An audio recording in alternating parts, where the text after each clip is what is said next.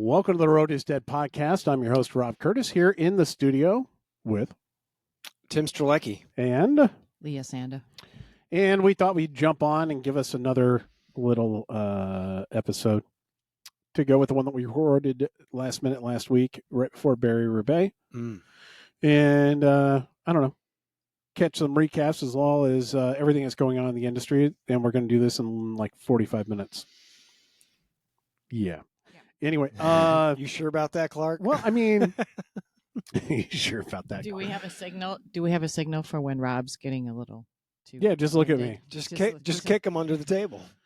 So, update on we did a giveaway on chamois cream last week, and Elliot Rosado won that. I got to ship it out still. I should have thrown it in a box today. We shipped a lot of cream today, or at least we packaged a lot of cream. Mm-hmm. Take that out of context, however you will. No, we packaged it and it's shipping. Yeah. So don't blame us if your local dealer doesn't have it. It's there. We've got it. So if you need some of your local dealers out of it, I would go and knock on their door, tell them to place an order with us. We can ship them direct, or they can go through a lot of distributors that are out there. Mm-hmm. So once again, buttonhole chamois cream. We're going to do that giveaway again. So anybody who is listening to this, send like a 1 or 2 line email to roadisdead@gmail.com. Once again, roadisdead, all one word, @gmail.com. Also, feel free to give us any kind of input you would like in email. If you've got some topics you would like to see us cover, or questions you would like to see answered, especially with everything that's going on in the industry right now. Always good to get topics that way.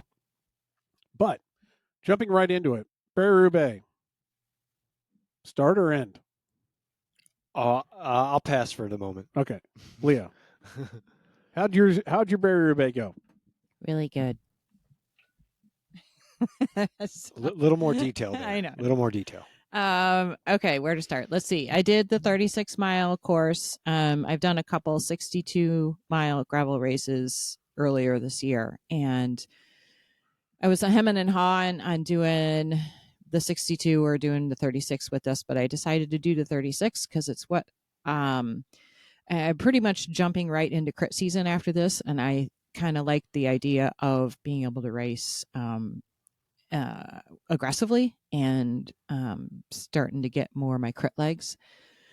So that was kind of my plan. And so right from the get-go, I started right on the front row of my wave. I decided to start wave 2 this year. It was a really good choice.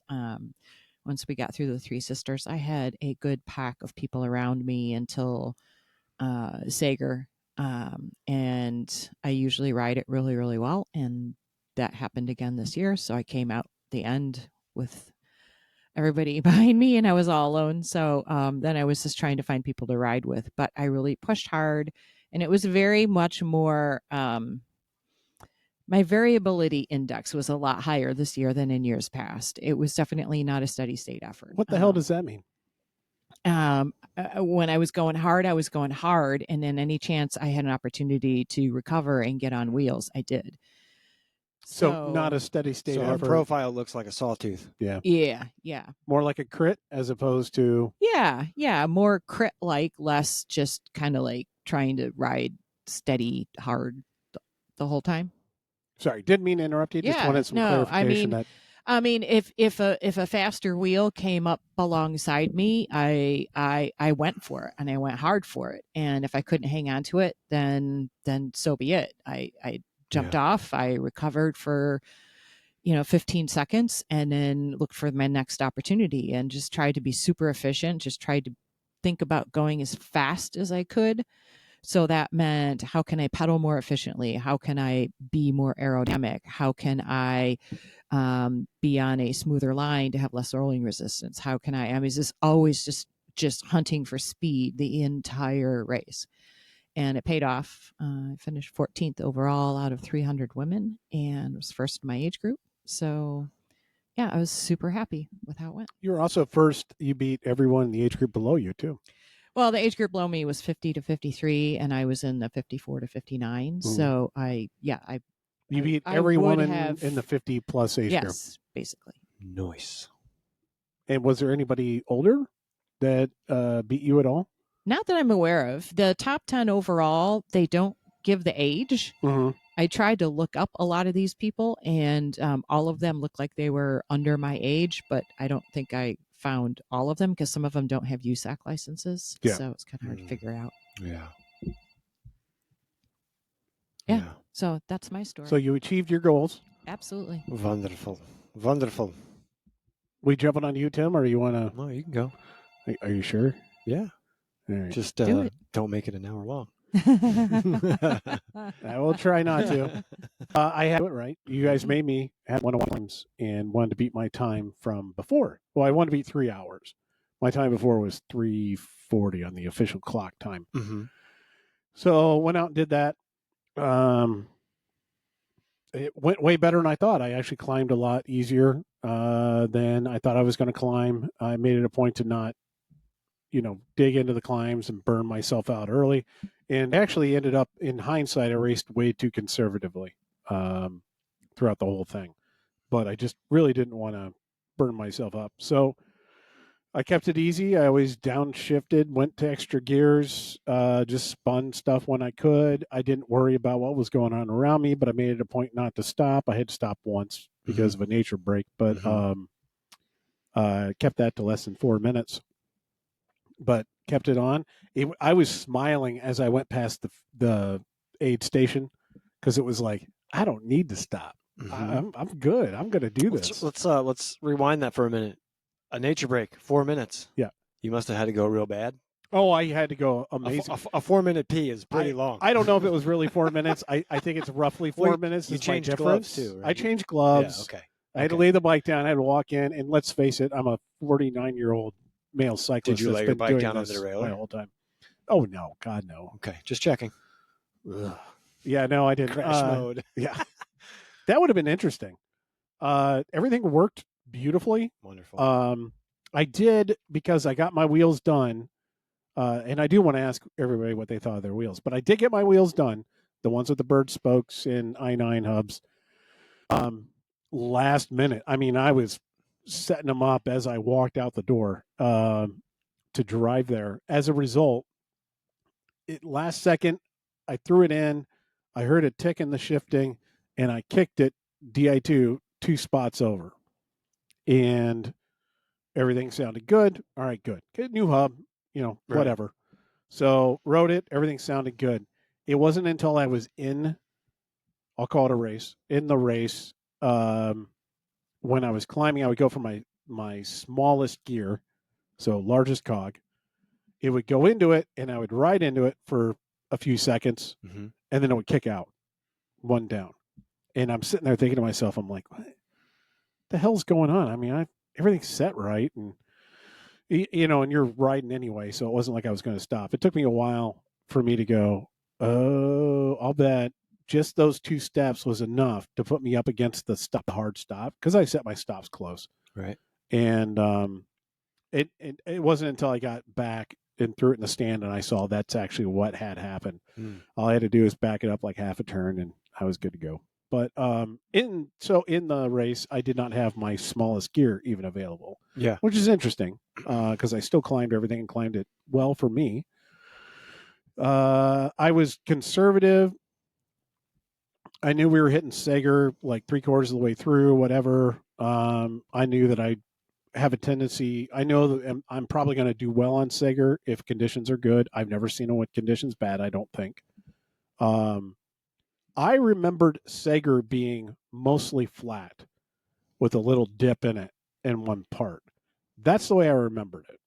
Obviously, I have a flawed memory. It's a climb the whole way from the beginning till the end, with a few little rests. There's a little climb in the beginning, and then it plateaus, goes down. You're in a hollow for a little bit, and then you climb out. Yeah, but it was enough it that rolls a little bit. By the time we got to it, looking up the road, all I saw was both sides just solid people, jerseys, people, everything. Like ants. They're just like ants. I was just like, this is going to be something else. Yeah. I did have to I actually got off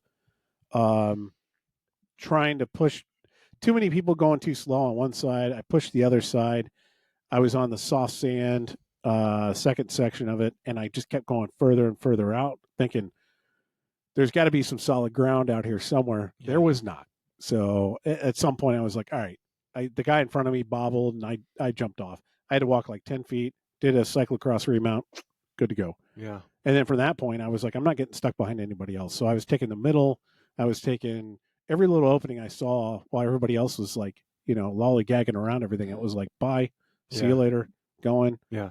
And made it super awesome. I was then worried about the wall. The wall was, I think it was where I started walking the last time I did it. And this time I was like, climb it easy, get most of the way up. I start noticing everyone's kind of going in reverse, and I'm climbing well. So I start clicking through gears, and I'm actually upshifting as I'm going up the wall. After that, I was like, I got plenty of energy left. There's no reason to climb conservatively from here on out. You've only got what, like 8-10 miles, something like that. I don't know. What is it after the wall? I don't remember. Like it's like 10 miles or so left in the race. So I was like, you know what? I don't need to do this conservatively. So I pretty much big ringed it from there to the end. And it's interesting because they have a timing mat you go across. Mm-hmm. And if you look at their results, it's like 3/4 of the way in. If you look at their results, they have a time that they estimate that you're going to finish. And when I went and looked at that, I beat the time that they estimated I was going to finish by like 10 minutes or something. Nice. So at the end of the day, I improved my time by roughly an hour over the last time that I did it. I not only beat the 3 hours, but I had another goal in my head, and that was my son's time. The last time he did was like, I want to say 254 or 258 or something like that. Yeah. And I kind of wanted to beat that.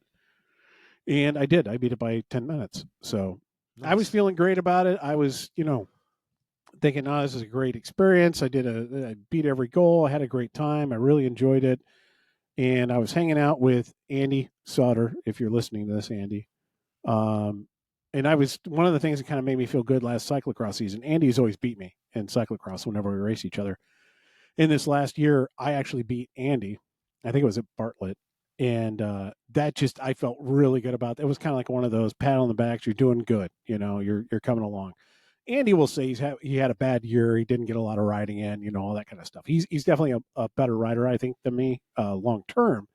But when it aligns, it's great. Well, I was feeling great about all this. I saw Andy, and Andy had a SRAM brake completely fail on him on a brand new bike the night before the race. He's got maybe 15 rides on this thing. And it just decided to dump all of its hydraulic fluid. I did not look at the situation, so I can't say anything about it, but just had to throw that one in there. So he rode the whole thing without a rear brake. Full of hate. I'm not full of hate. Full of hate. I love SRAM. I love the people that work there. I don't like their brakes. And amongst other things. Yeah, I'll just say their brakes. That's not for now.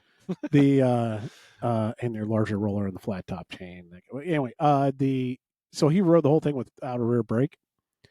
And when I saw him, I was like, hey, how did it go? Was it okay? Were you safe? This and that. And he's like, I had the worst time I've ever had out there. It took me longer to finish it than it's ever taken me. I was like, really? What'd you get? He's like, like 2.5, like 230 something, it just deflated instantly. Everything. I was having a good day until he said that. That was his worst time out there, and it was like 10 minutes faster than my best time out there. Yeah, but you still had a good day. I still had a good day. Doesn't matter what he did. No. Yeah, you still. I ended up grabbing another beer after that. Don't compare your time to other people's. The only thing you can do is compare your time to the year prior. But now I got a fire lit under my ass for next time. I actually want to race it again tomorrow, but that's me. So I went from hating that event and then doing it and being like, what's the point? I got nothing to prove, to now it's actually a competitive style event for me, and I actually enjoy it. So yeah, I will be back. That's awesome. You just got to compete with yourself. That's it. Mm-hmm. Yeah. So I was talking about that the night before. I was trying to explain this to Julie, my wife, while we were on our way there. And I was saying, hey, here are my goals. And I listed out my goals. Right. And she goes, so let me get this straight. You're out there to set, you're racing against yourself, no one else. And you're out there to set a PR.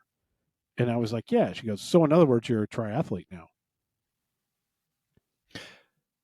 I understand what she's saying, and It was a dig at me. In essence, she's correct, because, like, in the gravel field, like the triathlon field, the only people that are racing are the top 3%. Everyone else is. I totally got it. I understand it. Yeah. Oh yeah. She was throwing shade. It definitely came through. I think immediately. It's a good dig. Yeah. It's It was hilarious. hilarious. It's Especially for dig. her. Yes, it was a very good dig. A nice long pause, and then so you're a triathlete? Oh man, that would salt me. She was like, so. I think I'd pull the car over and be like, get the fuck out. No, not even close. Well, but maybe next year you actually try to race with the people around you. That's the weird thing. Maybe your guys' experience, your experience is definitely different than this. You know what I would say to do next year? It'd be super hard to do, but don't allow yourself to get past. That would be very hard for me to do. Well, so it doesn't happen to you. I don't know if I don't. Well, it absolutely happens. But what I'm about to describe, it may or may not happen to you.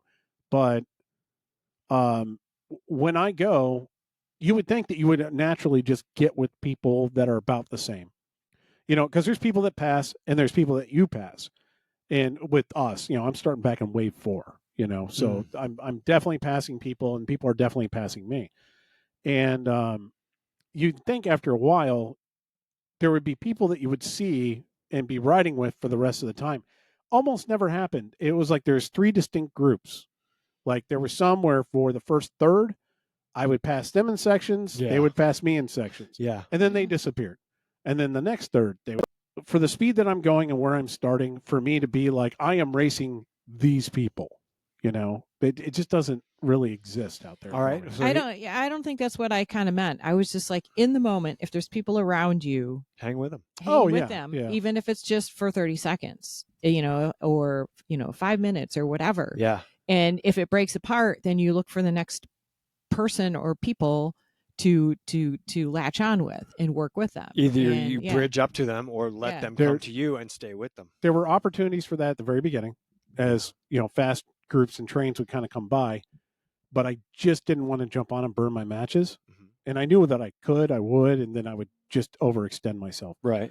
So I didn't. But then after that, it was, to be honest with you, anytime I was thinking anything like that, people were going backwards towards me. Right. So it was like, it was more dodging traffic and just trying to get around it. But I understand, I think, what you guys I got saying. A good goal for you for next year. What? It's realistic, really. You have plenty of time to prepare yourself for it. Start in wave 3. Oh, I could start in wave 3. So start in wave 2. Yeah. Start in the second wave. Start in the second wave. You have plenty of time to train for that. But they allowed us to self-seed, yes? Yes. So seat yourself in wave 2. And do your people doing this all day. Yeah. Oh. You never know. You might surprise yourself and get in with that right group, like Leah said, and actually find yourself like not working overly hard, but able to stay. I think I need to at least be in 3, because that's where I think at least some people like that I could have meshed with pretty well. There's definitely sandbaggers in wave 2. Yeah. So the guys that want to be at the front but are afraid to ride in the first wave, because the first wave's chaos. First wave is chaos. Yeah. I mean, that's obviously in all fields, that's where the racers are. Saw a lot of people out there though from the Chicagoland area. Yeah. I saw Oscar Garner. Mm-hmm. He kind of wiggled through my wave, and I was like, "Hey," I went over to go say hi. By the time I got close enough to say hi, he was gone. He was wiggling up. He was actually in wave 3 and trying to get through and get up to wave 3. And then at one point I saw him and his dad pulled over in the equestrian area. You know what I'm talking about? Equestrian farm, equestrian area, whatever. You pull into it. It's got a name, equestrian something, but you pull over into it, and then you start some long kind of climbing. It's all dirt. That describes 90% of the course. I apologize. I have no real long climbing and dirt. Yeah. Anyway, I will say that is a nice course that has much more dirt than road. Yeah, but the dirt that's there, in my opinion, think of it almost as hard pack road. I mean, a lot of the course was that way. Yeah. I mean, But I mean, shit, some of the dirt there is better than our roads. yeah. Oh yeah. Oh, for sure. Around here, Yeah. that's for sure. That's for sure. But it's good. You know, you could get away with a 32 on that course. Yeah. But I rode 34s, but they measured 38, yeah. and they were plenty. Yeah. And I was riding them kind of high pressure, I think. Well, no, I don't know. Anyway, That doesn't matter. to your point, to your race. What do you want to know about it? Well, just give us a report the way you want to give us a report. All right. So last minute, I switched from the 62 to 100 because why not? And I think, you know, it was a good, in my opinion, it was good. It didn't go the way I wanted to. My goal, as we stated in the last podcast on the podium, I failed that by 4 seconds, which stings, I guess, is the nice way to put it. You know, it was one of those ones where everything seemed like it was going good, and then we hit the northerly loop on the 2-track with sand and all the really technical stuff early on, and I went too hard and tried to maintain and blew up catastrophically to the point where I couldn't recover because there's no in that early on there's no, well, in its entirety, no matter what, any time to recover. So I couldn't come down. I couldn't come out of the red. So in that area or that portion of the course, I was in the red for way more than a half an hour. And I'm like, all right. And so tried to hang with some groups, got the guy that I was with coming out of Sager, put in a huge dig on a down. I couldn't answer. You know, he's probably got 40 pounds on me and probably 50 watts. And I can't match that going downhill. And then into an uphill, he punched it. I stayed with him for a little bit, and then he crossed the gap to the group Dustin was in. So shout out to Dustin for having a solid race, riding real smart, real strong. It's good to see you got a top 10, 7th, I believe. 7th, yeah. So good job for him. And I knew it too when that guy went. I was like, okay, he's going to make the bridge, and I'm never going to see this group again. And it's such a sinking feeling. But there was nothing physically I could do about it, you know. And you just gotta realize, like, okay, that's that. I can't do anything. And for the next, I don't know, 40 miles, 30 miles, I was by myself, you know, through the private property that the 100-mile goes through, and the 62, and then the wall. I was alone by myself, and then I was just like, it's just a sinking feeling when you can't generate any power. You know, you're in a negative mind space. You can't generate any power. You're starting to get cold, and you have 65 miles to go, and you're just like, what? You know, there was a point where I was like, I'm just going to pull over and call Darcy, and she can come pick me up. And then I was like, nah, future you will hate this. Yeah. Future you will be super pissed off if you do this. So I just kept going, putting as much power as I could into the pedals. And I noticed there was a group coming from behind. So I just was like, I'll get absorbed into that, and hopefully I can stay there. And that's what happened. We had a group of probably, I don't know, 10 or so, maybe a little more. A couple guys pulled off at an aid station, and it was down to like me and like two teenagers and this other guy. And I'm like, oh, great. This is a long way to go with, I don't know these guys at all. Like, I have no idea what's going to happen here. We ended up getting swallowed up by a couple more guys, a couple more stronger riders. The two guys that stopped bridged back on. And then we swelled again in numbers, and we were, like I said, about 10. Then there was around 75-ish miles. I was on the front, and I pointed out a huge hole.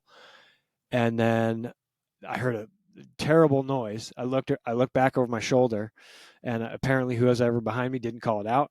And two or three guys, one guy hit the hole on the ground, and a couple guys toppled over him.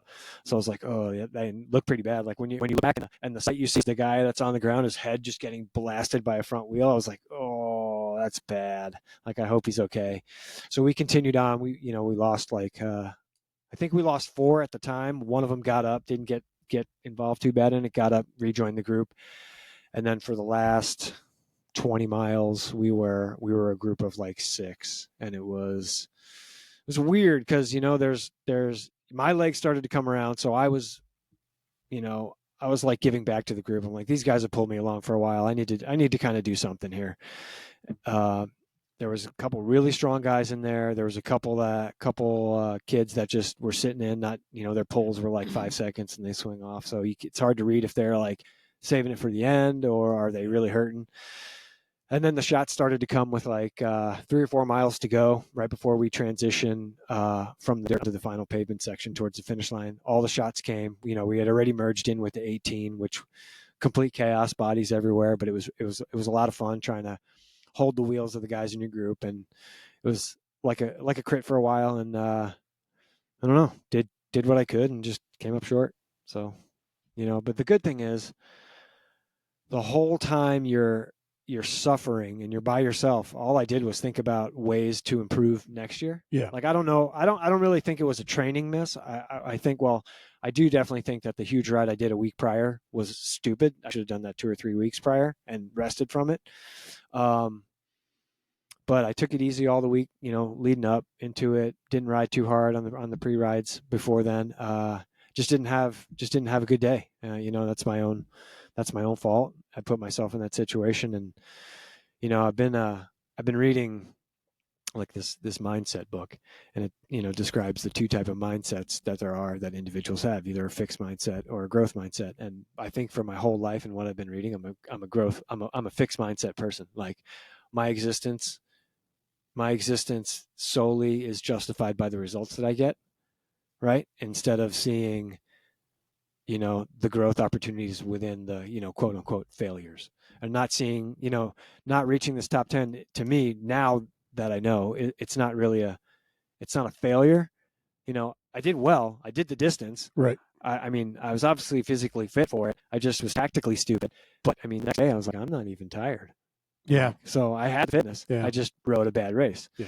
But knowing that and being able to grow and go into next year with a lot of things to change is positive, or else I'd still be sitting in a corner crying. Yeah. Because Yeah. I failed. It's interesting you say that about the feeling fine the next day. Oh yeah. And I felt perfectly fine as well. I mean, if I was able to, full gas for 100 miles, I'd still be hurting. Yeah. Today, Yeah. Friday. But I could only do so much.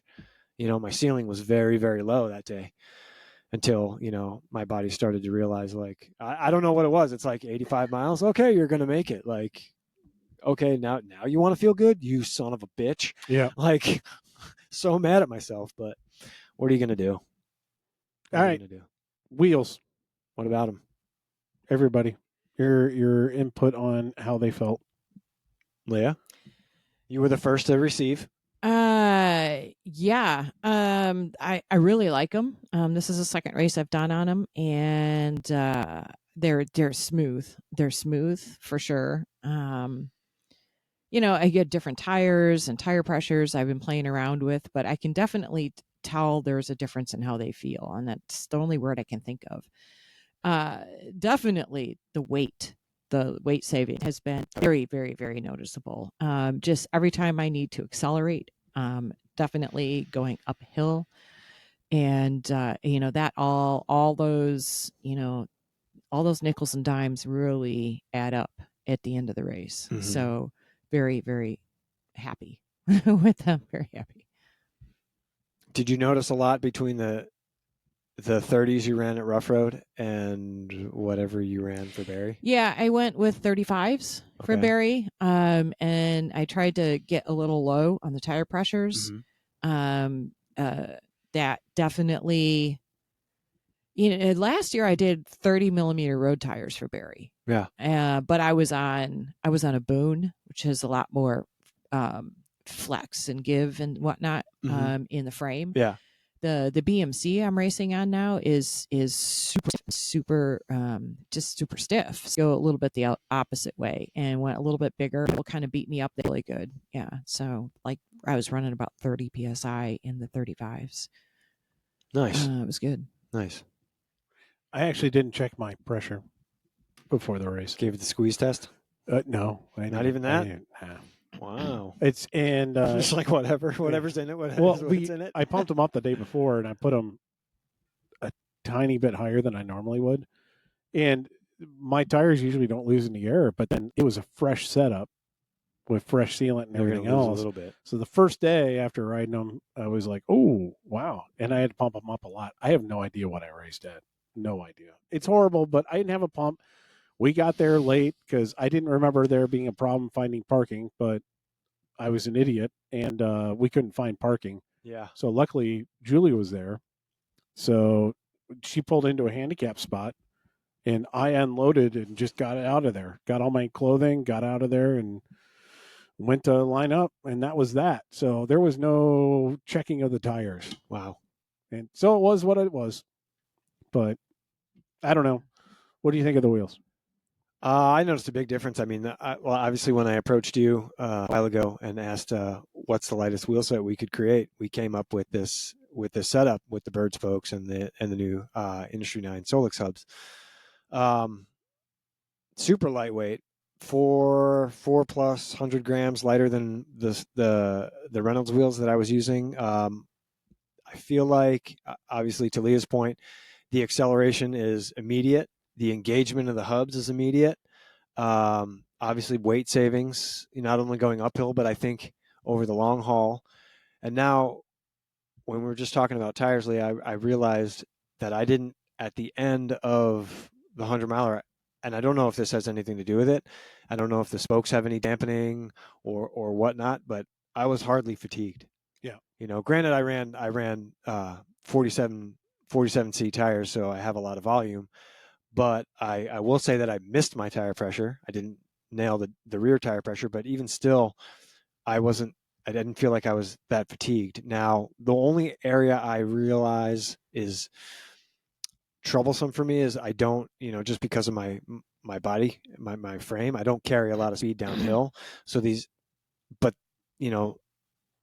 they seem to hold their speed. Like other wheels that I've ridden, I can physically hear and feel them slowing down. I don't notice in either any of the rides that I've done or through Barry a loss of speed downhill. Personally, obviously the bigger guys that I was racing against, they're going to accelerate. They're going to accelerate or continue their momentum down the hill. Where I had to pedal harder downhill, every downhill at Barry, harder than I did going up. It changes. It changes the. They definitely descend differently. Oh, absolutely. So that's the only real difference that I notice. I don't know. I still haven't figured it out because I haven't put, hundreds of hours into them to really figure things out. But I do notice, and I don't know if it's tire compression or a combination of tire compression and the composite nature of the spokes and the wheel kind of dampening, together. Yeah. I did feel a couple times where I was cornering hard or I hit, a transition of a pothole or something where I was like, ooh, that felt, a little head shake in the front where I was like, oh, I don't know what that was. Yeah. So nothing to be alarmed about, but Yeah. I mean, overall it's a great ride quality. It's a great feel. I love that when I go to, if I'm coasting and then I go to get back on the pedals, there's none of that conk. Yeah. That engagement in that hub is super nice. And I love that they're quiet. Yeah. I've always had a loud ass hub. It's just like, well, and the thing is too, you can actually, these are quiet. Oh, it's quiet, more quiet than anything I've owned previously. Oh, wow. I think the reason why yours is more quiet is because we were swapping free hub bodies and I actually put extra grease in yours. Maybe that's why I blew up. You screwed me. No. You should have taken the grease out of my hub. No. It'll quiet it quite a bit. Say mine are not quiet. No, mine are loud, but they're not that loud. Mine's just like a soft buzz. Yeah. And I was just like, ooh. Yeah. This is nice. Like, this is white noise I could fall asleep to. It's interesting you say that about the little, I described it right after the first ride I put on them was when we went in pre-road. And it was 10 miles. We did the Three Sisters, we're back, basically. And that really wasn't enough time to do much of anything. Yeah. I will say, as soon as I built them and went outside, I was like, I gotta see. I got on them, first pedal stroke, bike took off. The bike is noticeably lighter than it was, for sure. My front end is ridiculously light. Yeah. It changed the bike. It I've always enjoyed riding this bike, but it rides even better now. I likened it after the first ride. I was asked, how are they, whatever, and it's like the only thing I could think of to describe it is it's like riding a bike with shocks, but tuned shocks, not just soft. It's like it has a flow to it that dampens things, but it's not. You don't feel like you're giving away energy. It's not like you're, in a hammock or anything. I will say, as I rode them, my impressions got even better and tempered. I was thinking they were super loose or whatever at first, and no, they're not. They rail hard. You can really lean into them. That little juke that you were talking about, though, I have felt it maybe 10 times on them so far. Yeah. And it's this little, like, kind of. Yeah. It's almost like a little flex. Yeah. Yeah. And it's, I picked it up and. Front tire? Rear. Rear tire. Rear for me every time. Front tire for me. And every time, the only thing I could liken it to is that split second feeling that maybe you're getting a flat, like where you're like, oh, yeah, tire's kind of soft, like, and it's when you're leaning into something, like there's a lot hitting of, something or turning or whatever, and it's like, but then you kind of get on it and it feels fine. Yeah. And it's still there, but it gives you that weird feeling, like every now and then. There were definitely many times where I was like, that's the wheels. That's the wheels, 100%. Climbing, light years better. They are so light, it is incredible. And they dampen the hell out of everything. So, and not in a bad way. Yeah. They don't mute things, but they dampen them. Yeah. I was not hurting at all at the end of Barry in terms of any kind of road. Yeah, I'll be curious to see what the difference is when I ride them, because the 2 times I rode them, when we got them built, I did a like a 6.5 hour ride, and then Barry, I was like 5 and change, but both times that I rode them, I was fully loaded. Yeah. Hydro pack, big bottles, a lot of nutrition. So I'll be curious to see if that's there. That little wiggle is there without all the extra weight. I think it will be.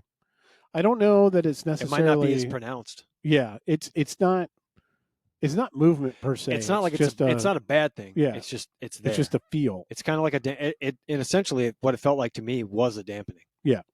So. I did not notice what you're talking about, but color me not surprised. You don't tune into those things. Probably not. You're more worried about power numbers and your sawtooth profile. Yeah. No, but they're good. They're good. Yeah, I love them. I think they're great. I would recommend them to anybody if they're ever, in your budget. I understand they're not exactly the cheapest thing, but when you actually compare it to a bunch of other wheel sets that are out there, it's really not that bad. But it's not like we're getting rich selling these. They're just a good wheel, something that will definitely make your ride more enjoyable. It's interesting though, because at least for me, there's a mental aspect to getting used to something like this, and the point where for all these decades you've been riding, spokes, like whatever, aluminum, brass, whatever. You guys are the wheel builders, so I don't want to misspeak here. Whatever spokes are made out of, you've been riding those, and then you get this new composite spoke, and you're like, and at least in the back of my mind at first, I was like, I don't know about this. But, you obviously reassured me with that. And I've seen once we started, it's weird. You start to have a conversation about a certain thing you want or you're going to get, and you start to see it in all these different places, and I started to see it, or it just naturally appeared to me through some social media accounts. I was like, oh, this guy has them. Oh, this guy has them. This girl has them. And it's like, they're out there. Yeah. So they must be good. And, obviously that's proven with the rides and the races that I've done. I'm looking forward to more. And like I said, I wasn't going to waste my time with them if they weren't going to be, they were going to be a flash in the pan or not work out. So we gave it enough time for enough other people to ride them for many years that, they're here. They're here to stay. Yeah. I like them. I'm glad I have them. It is my primary wheel set for just about everything now. So, and the immediate engagement is love it. I have poo-pooed the discussion of engagement in relation to road. I still don't think it's a big deal on road. gravel, I can kind of see it. I will say, though, that when you have engagement, it's nice. I don't necessarily have to have it, but when you have it, I think it's nice. It's a nice feel to be able to know you're just going to, as soon as you start going. As soon as your foot moves, you're engaged, where it's not, like all my other wheels are just like clunk. Yeah. Oh, okay. For sure. I mean, that might be the fact that I don't maintain my stuff super good. All right. Any closing thoughts on any of that? On Barry? If we're gonna run this quick, we're doing this one quick. We're already at 40 minutes. So no closing thoughts on Barry, wheels, anything. Be there next year. All right. 100-miler. Only other stuff I got is basically talking about industry stuff, but I don't know that we can do that quickly. So I'm going to just run down. Obviously, if you're paying any attention at all right now, all sorts of things are changing in the industry. Yeah. Every day we're getting a notice that somebody else is going out of business. Colorado Cyclist went out of business. Velo was their company with Planet Cyclery or something. Planet Cyclery's going out too. So that's all the same company. Getting all those liquidation emails. Yeah. The other big ones, Stages. Mm-hmm. Stages was announced. The Stages one has kind of got me. And I don't think everybody fully grasps kind of what's going on there. I definitely don't fully grasp it, but I'm just trying to say there's more to it than I think a lot of people realize, because Shimano was trying to buy Stages, and they were reportedly going to buy them for like $20 million or something, and they just stopped. Shimano was buying, or Giant was buying them? Giant. I am so sorry. Giant was. Maybe Shimano was. Oh, boy. Geez, did I get that wrong? No, I think it was Giant. Giant was going to buy them. They just stopped at one point. Just stopped talking to them. Maybe it was Shimano. You know what? I'm going to shut up. Maybe I don't know what the hell I'm talking about. Maybe we should, yeah. But I did think it was interesting that Giant was able to basically acquire them. Stages owed them something like $18 million. They just filed suit. Giant just filed suit against Stages.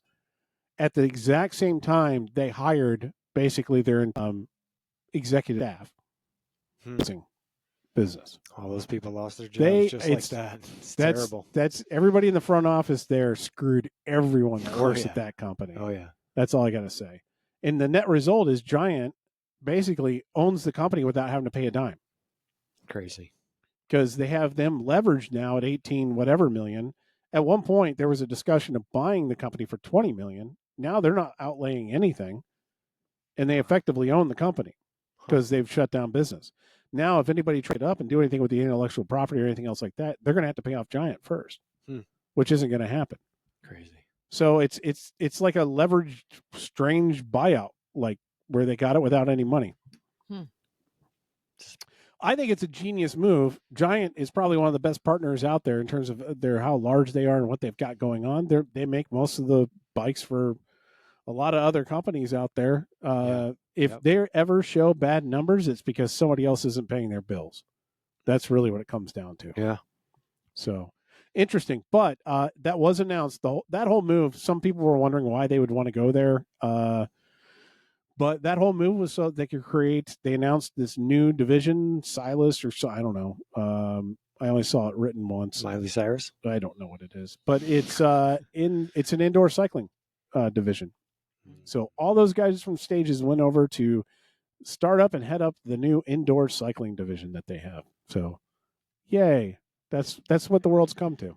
I'd be curious to see what comes in the weeks. Well, I mean that means that Giant's going head to head in essence to Wahoo in a way, not fully head to head, but at least on the indoor cycling market, which Wahoo is now tripling down on. Wow!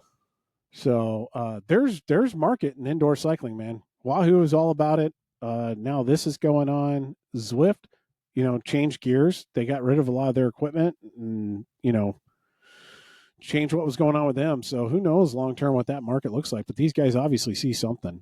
Mm-hmm. Yeah. Something I don't see because honestly, indoor is indoor. It's not the same sport in my opinion. I know it is. Don't give me flack, but whatever. Just not the first time comments, people. Light up the comments. Let Rob know that indoor is a sport. And you can let me know by sending an email to roadisdead@gmail.com. Once again, road is dead, all one word, coupled with the @ sign, followed by the letters gmail.com. Just slide into the DMs at Rhoda's Dead. You can do that, but honestly, I check that once we post a podcast. So, Mhm. Yeah. the odds are I won't see it Yeah. until the next Who, podcast that we do. Kona bit the dust. Kona's gone. Who's next? Oh, are we taking bets? We doing. God, I've heard a betting rumors. square. Do we create a betting square, like a bingo square? And I hate to It's say a this, sad we thing actually to do. should. We should create a bingo square. We should create a bingo. Yeah. And have everybody take squares and see who wins. the most. Bicycle industry bust Zingo. God, that's Bingo. horrible. Bicycle bust bingo. This is not, and I don't want anybody to think this is a negative thing that we're all talking about and everything else like that. But it's just, we have this sixth sense of humor in this industry, and it has to do with the fact that we've all seen this coming for years now. We rode the wave up, and during the pandemic, we all knew that there was too much inventory coming around, and it coincided exactly with a complete drop in demand and popularity. Once again, it's a thing that happens every 4 to 10 years in this industry. Yeah, we should create the bingo though. That's We pretty should, good because this kid I used to work with, he had something he would call the death pool. And at the beginning of the year, That sounds horrible. At the beginning of the year, he would create like a little thing, Uh-huh. and he would get people to they do football squares. You'd buy Yeah. squares of like what celebrities are going to die in that year. Wow. Wow. We know we should do it for companies, but I feel bad doing that. But I don't know. We have this morbid, sense of humor in this industry, so it's kind of par for the course. It's business. Businesses come and go all the time. A lot of shops are going out of business. Yeah, that's a sad. lot of shops are going out of business this year. I don't want to take bets on them. No. I take that one a little bit too personally, but my heart with everybody.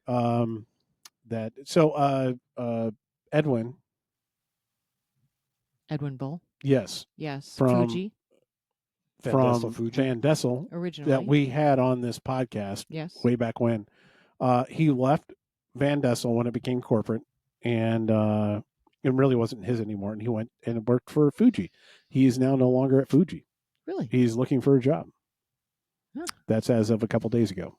So it is widespread, and it is attacking all parts of the industry. You couple our current economy, whatever anybody wants to think about it, but our current economy, you can say whatever you want, and you can look at any indicators that you want. The fact is, people don't have as much money in their pockets to buy stuff anymore. And that is, hobbies at the end of the day are the thing that kind of suffer, from that. So we are a leisure industry, and we won't be seeing the spending dollar. That being said, people are writing. More people are writing than were before, in my opinion. So I found it interesting. I read something about Colnago the other day. I don't know if you saw it or if it was a shared may article. or may not. I can't that remember. they are doing really, really, really well. I saw They that. decided to focus on the high end only and really push the high end and be like the best premier high end bike out there, and it's paying off. It's the Pogacar effect. Well, yeah. I'm just saying, I didn't know that Cole had anything other than a high end. Their low end is still higher. Yeah, than I high ends. maybe I just never looked at them because I knew I couldn't afford them. And I've had some conversations recently with people in bike brands, and because you had commented once, you were like, I can't believe people will spend $12,000 for a bicycle. Oh, it's yeah. like, oh Yeah. that's what's selling big time. Is the $12,000 bicycles. That's the crazy market part. is. Well, and that's a new market. We've talked about it before. It's a new market. It's people that aren't the traditional people that we think of as being a part of this sport. It is a pointy end in a different way. And it's not the people that make the sport go. It's the people that enjoy and consume the sport. It's your Hollywood A-listers that are cyclists or aficionados that have money to burn. Yeah, and can just be like, oh, $12,000 for this? Can I upgrade it and make it clean and get everything good? Yeah, it's not the college kids. No, hell no. That it used to be. Yeah. It's not the college kids looking to find sport and thinking about racing and do they need a new bike. It's not going to be, the people that we know directly immediately on our team at our little grassroots races and stuff. That's I think your reaction was like, what? Doesn't make sense. But no, on this the scale of all bikes, yeah. I still think a $3,000 bike is grossly overpriced. Yeah. That's me. I guess I'm going to be a retro grouch and die on this hill. Yes, you will. But this is also why I haven't owned a new bike. In the last actual full new bicycle I ever bought was only the second one that I ever bought. My first one being my Schwinn in 1988. It was a giant TCR composite that I bought in 2004 because it had just gotten introduced with Ultegra 10-speed. T-Mobile paint scheme. No, Telecom. No, it was, I love that bike, but that is the only only actual road kind of bike that I've ever actually bought. Like in a store, walked in, handed them money, bought a bicycle. I have never ridden a bike straight out of the box since then. Ever. Wow. I'm trying to remember the last time I bought a bicycle from a bike shop as Your a mountain normal bike. Customer. No. The mountain bike before that. No, because You went down I still went through down the road. I still went, You went down the road for that trek. You just walked in and bought a bike. That yellow Trek? No, because there was still a deal because of being friends with owners. It's a deal. Like that. That's a deal, but you're still walking into a shop and saying, I would like to buy that. How much? And you're handing them money and walking out with a bike. But I still felt like I got extra consideration for. I mean, I'm talking about walking into a shop and pay full price. It's just like a generic customer off the street without any, like, oh yeah, you were in the scene and everything like that. I thought everybody that rode bikes was in this industry. We all get deals. Yeah, no, right? Most are not. But so the last time I probably did was at the bike shop in Glen Ellen, and then they hired me. Yeah, I was gonna say, then he started working there. Yeah. Mm-hmm. I'm not surprised. I mean, you probably Spokes? You bought a bike or two from Spokes, didn't you? At some point. Yep, I bought quite a few bikes from Spokes, and then the last bike I bought was before Cross Nationals out here. I had to find a B bike, and it was. It was pandemic, and I searched high and low everywhere, and obviously, we all know how that went. But I found one, and I went and picked it up. Full, local, or was it full price? Yep, local. Mm-hmm. Nice. That's actually kind of cool. That's that plays well. But right. Anybody want to buy it? It's for sale. What is it? Trek Boone. I got another Trek Boone. I got another Trek Boone. I got 3 Trek Boons. You guys want to buy Boons? I got them. Come see me. If you got to pick a cyclocross bike today, that was like the bike that you would want to race. If you're in a race, what would you pick? I mean, he's gonna say Canyon. No, because I mean, the only real cyclocross bike I've ever ridden specifically for cyclocross is a Boone, so it would have to be that. I started cross on a Felt F3X, so that was okay, but yeah, I would pick a non-ISO speed front end Boone. Actually, I would probably ride my Cantilever Boone from like 2016 that I bought off of Jimmy Canella. In my 2017 is what I love. Cantilever, it's light as a feather. I'm sure it's close to breaking, but it's solid. It feels good. It rides good. Speaking of Trek, and speaking of Trek stepped up and is now we all know that they weren't going to have a World Cup. They are going to have a UCI race, and not only that, they're part of the whatever we call the series, American. Oh, USCX.